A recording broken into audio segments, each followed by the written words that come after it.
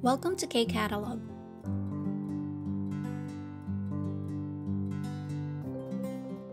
Level 3, Unit 10, page 147 ng textbook, Malhagi, speaking part na tayo. 라민 씨와 부동산 중개인이 부동산 중개소에서 이야기합니다. So, si Lamin at saka yung real estate agent ay nag-uusap sa real estate agency. 다음 대화처럼 이야기해보세요. So, pag-usapan natin yung conversation nila. 라민, 안녕하세요. 집 좀 보려고 하는데요. So, nag-greet muna siya and then sabi niya gusto daw sana niyang tumingin ng bahay. So, 집, bahay, and then 좀 보려고 하는데요. Gusto ko sanang tumingin or I'm looking for a house, no? And then, sagot yung agent, 어서 오세요. So, welcome. O tuloy po kayo. 어떤 집을 구하세요? What kind of house are you looking for? Anong klaseng bahay po ang hanap ninyo? And then, Lamin, 방 2개인 월세 빌라를 찾고 있어요. 사비 niya, I'm looking for a 2-bedroom villa for rent. Sabi niya, 방 2개, dalawang kwarto na villa. And 월세. So, pag 월세, for rent siya, no, na monthly. Okay? So, yun yung hanap niya. Sagot ulit yung agent, 잠깐만요. 마침 새로 나온 집이 있어요. Sabi niya, saglit lang po. Sakto. So, yung matchim dito, pwede natin isipin yung just sa Tagalog naman is yung sakto. Okay? So, para kasing ang sagot dito nung agent is, nung time na dumating si Ramin, na naghahanap siya ng bahay, sumakto, no, na may available nga daw na bahay. So, sabi niya, 새로 나온 집이 있어요. So, yung 새로 dito, new, pero it doesn't talk about bagong bahay. So, parang yung detail or information na may bagong labas na available na bahay. So, yun yung gusto niyan sabihin dyan. Then, dito, in-explain niya, no, yung bahay. Sabi niya, 남향인데다가 새로 수리해서 깨끗하고요. 남향, again, ibig sabihin, facing south. Tapos, yung ating grammar na 니은데다가 nandyan. So, in addition, yan, bukod sa facing south, 새로 수리해서. So, 새로, newly, 수리하다, renovated yung ibig sabihin niya dito, no? So, again, hindi siya yung totally na bagong tayo or newly built house. Nandun na siya before, newly renovated. And so, dahil bagong renovate siya, malinis, 깨끗하고요. So, clean. Yan. Sagot si Ramin, 그래요? ganun po ba? 근처에 지하철역이 있으면 좋겠어요. Tapos, meron siyang hope, no? Sabi niya, it would be nice if there's a subway station nearby. So, sa malapit sana kung merong subway station ay mas okay or mas maganda. Sagot si agent, 네, 있어요. meron po. 걸어서 5분 거리에 지하철이 있어요. Sabi niya, there's a subway station 5 minutes away on foot. So, kapag lumakad ka daw, around 5 minutes, meron ng subway station. So, malapit nga lang. 한번 보시겠어요? Tapos tinanong siya ng agent, no? I-check niyo po ba? Would you like to check? Or take a look? And then sabi ni Lamin, 네, 지금 바로 보여주세요. Sige po, pakita po sa akin ngayon. So, yun yung sagot niya, no? Then, siguro yun, pumunta na sila dun sa bahay mismo. So, nag-ocular siya dun. So, dito sa number 1, yung ginamit, no? Balikan natin. 방 2개인 월세 빌라를 찾다. So, naging present form lang yung ending niya dito, no? 찾고 있어요. So, pag ginawa natin yung number 2, so, ito na siya, no? 방이 큰 원룸을, so, instead na 찾고 있어요, magiging 구하고 있어요. tapos, yung second na naka-highlight, 남향인데다가 새로 수리해서 깨끗하고요. So, tayo naman sa pangalawa, 근처에 편의시설이 있는 데다가 주차장도, tapos yung ending, 있다 magiging 있고요. So, idugtong mo lang yung 고요. Ayan. Then, 근처에 지하철역이 있으면 좋겠어요. So, yung dito naman sa ating number 2, 방에 가구와 전자제품이, tas yung 있다 magiging 있으면 좋겠어요. Then, yung last natin, no, ito. So, naka-present form lang ulit yung ending, no. 지하철이 있어요. So, from 지하철이 있다, naging 있어요 lang siya. Kaya dito, same lang, 있다 yung ending nito, kaya magiging 있어요 lang din, no. 침대와 책상, 세탁기와 냉장고 옵션이 있어요. Okay? So, discuss ko lang yung ibig sabihin nung nasa number 2. So, again, yung flow ng conversation, same lang, maiiba lang ng konti, no? Yung base dito sa babaguhin.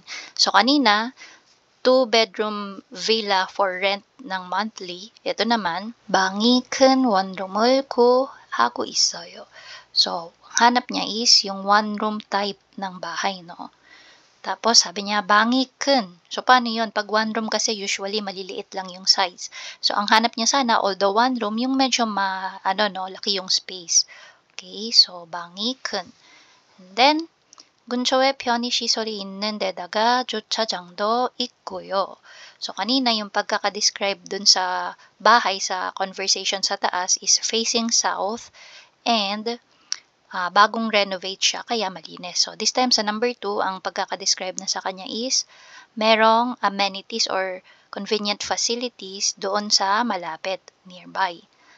And bukod doon, meron ding parking. Okay, so may parking lot. Tapos, dito sa pangalawa, sa number 2, yung request or hope sana nung titingin ng bahay, no?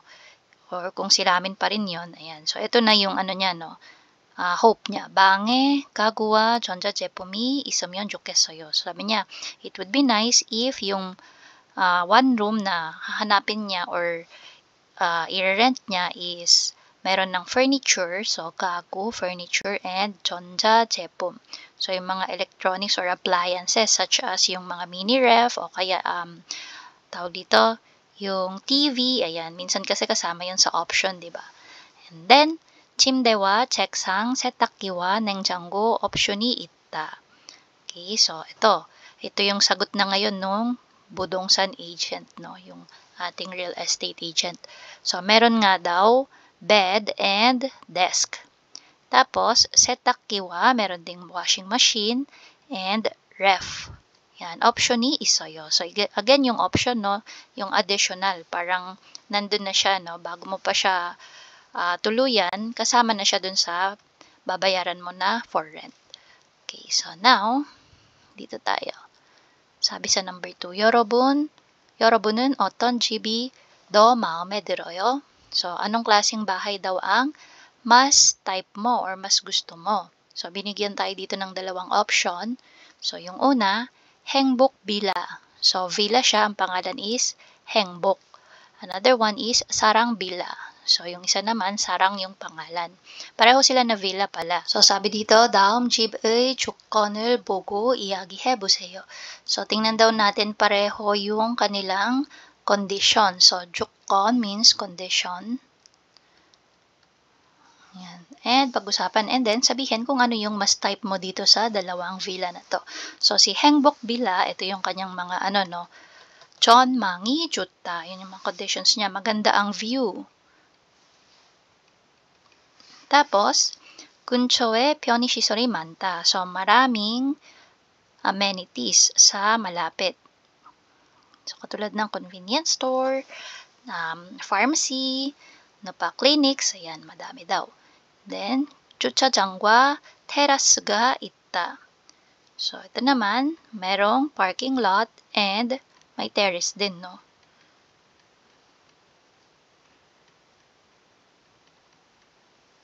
Then, dito naman sa sarang villa, 교통이 편리하다. So, convenient daw ang transportation. So, malamang pag sinabing convenient ang transportation, malapit sa subway station and bus station. Next, 학교, 학원 등 교육 환경이 좋다. Sabi, educational environment, okay daw, good. And, merong mga schools and 학원 or academies. So, next one, 주변 환경이 깨끗하고 안전하다. So, 주변 환경, again, yung environment mo, no? Surrounding environment. Sa paligid daw ay malinis. So, clean and 안전하다, safe. Ayan. So, ikaw, ano dito sa dalawa ang mas prefer mo? So, sa akin, in my opinion, kung ako katulad ko, meron akong anak, so mas pipiliin ko yung Sarangbila kasi bukod sa malapit sa mga sakayan, maganda pa yung education environment. So, may malapit din sa schools and hagwons or academies and safe and clean. Okay? Pero kung halimbawa ako naman ay mag-isa lang na nakatira, so wala akong kasama, so wala akong anak, ganyan. Eto, mas okay yung Hengbukbila. Okay? So, depende yan no, sa inyong preference. Okay, so dito tayo sa Danojang. Okay, bago pala tayo mag-end, no, try nating sagutin tong number 2. Gawa tayo ng sentence. So, sabihin natin, 저는. Ito yung sagot ko, no? Dahil may anak ako. So, 저는 아이가 있어서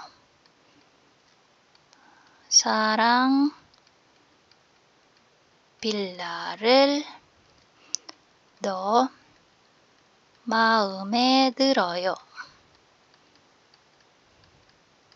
Tapos, pwede kong idagdag sa sagot ko yung nandito, no, sa mga conditions niya, and I can apply yung niyendedaga, nendedaga, or undedaga na grammar. So, example, ito, dahil nga sinabi ko na meron akong anak, ayan, pipiliin ko tong Hakyo, Hagwondeng, at saka tong Jubyon, Hwangyong. So, Hakyo, Hagwon, hindi ko na isusulat lahat color code ko na lang para mabilis. So, Hakyo, Hagwondeng, Gyuyukpan, Gyungi, tas Jutta, no? So, ayan.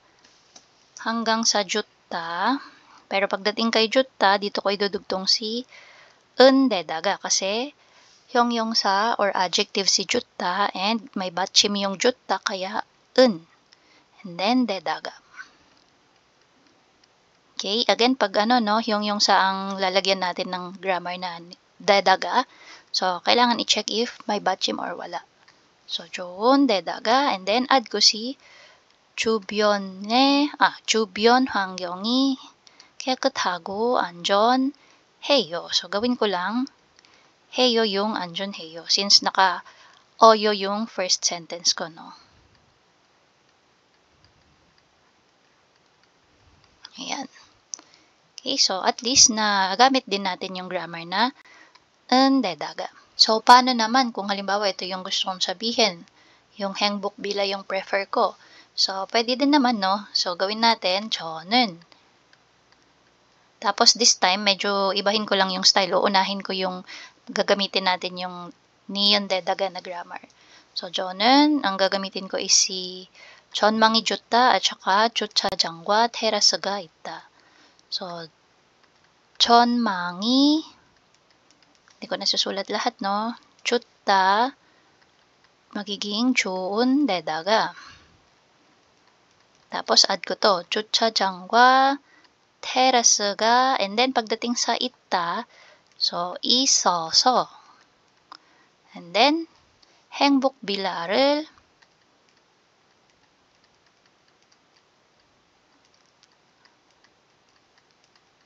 마음에 들어요. Okay, so magkaiba ng style ng pagsagot pero same na sinagot yung question, no? Kung alin yung gusto mo. So, 어떤 집이 더 마음에 들어요? Okay, so dito pala dagdagan natin ng do. 빌라를, so ipasok mo lang dito yung do, no? 더 마음에 들어요. Okay, so that's for unit 10 ng Malhagi.